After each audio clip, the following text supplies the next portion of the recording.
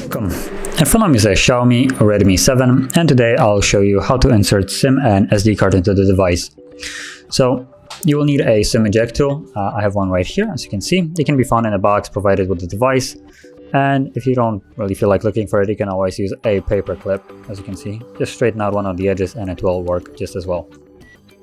So once you have that ready, you can eject the tray, which is located in this device on the upper left side of the device. So I think right here, there it is. Just press it in and you'll see that the tray pops out. And from here you have space for 2 different SIM cards and 1 SD card. I'm just gonna use one SIM card for that. Both of them go the same way, so there's not much any difference there. As you can see with the cutout on the bottom right side, right here. So you want to place it like so, and then memory card goes like this. Now make sure that they don't fall out. Also pay attention that it's laying flush in there, as you can see this is.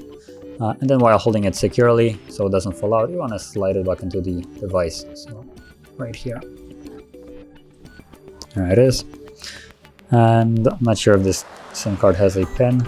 It looks like it doesn't, but it's looking for service. So there's the SIM and also the SD card, as you can see.